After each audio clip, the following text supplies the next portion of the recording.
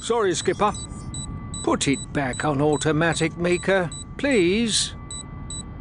Still struggling to complete his course correction, Mika muttered, "I can't." He felt a sudden flare of panic as the computer failed to respond. It was as if something had distracted its attention.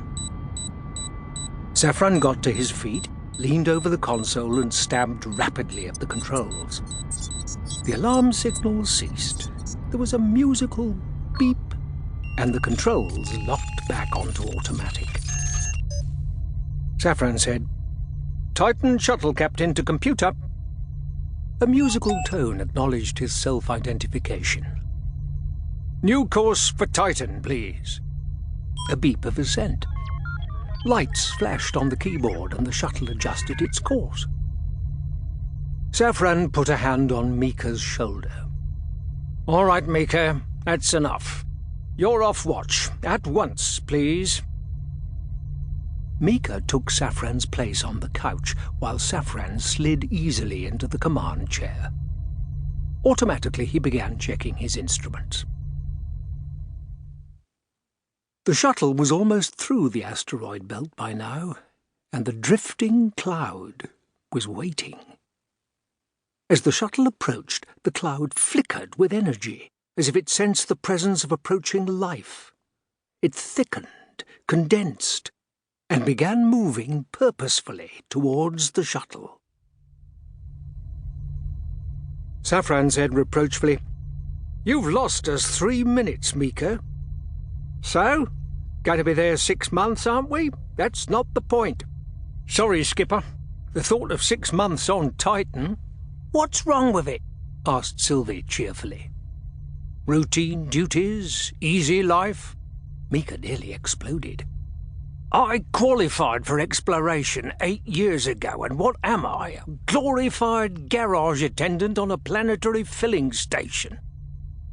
Sylvie grinned sympathetically. Actually, there was some point to Mika's complaint. But Space Service rules were strict. Everyone had to accept his share of the routine duties as well as the more exciting and glamorous assignments. "Your turn'll come," said Saffron consolingly, "and you'll be glad enough of refueling bases then." Mika refused to be consoled. "All I'm saying is why take a real space pilot and—" An alarm beep from the computer interrupted him. "Unidentified organism approaching," said the computer. "Changing course to avoid." The shuttle veered away from the approaching space cloud, but as it brushed the edge, something within the nebulous mass flared into life and sent out a fiery tentacle. Lightning flickered around the shuttle for a moment, then died away. The shuttle moved on, and the cloud began drifting away through space.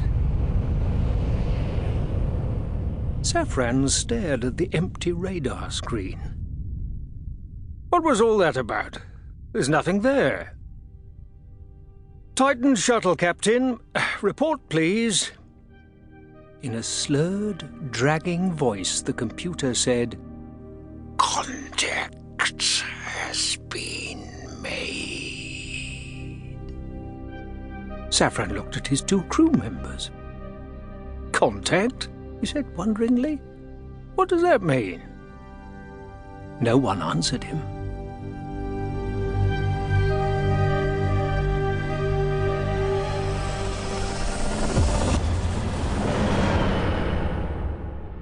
Meanwhile, another craft was on its way to the same remote edge of the solar system, travelling through the vortex, that mysterious region where space and time are one. It was called the TARDIS, and the outside of it resembled an old blue police box. The inside was a very different matter. The TARDIS was dimensionally transcendental, bigger on the inside than the outside. How much bigger was difficult to say, but an astonishing number of rooms were tucked away inside. A very tall man with a mop of curly hair marched into one of the control rooms and stood gazing around with an expression of mild displeasure. He was dressed with a kind of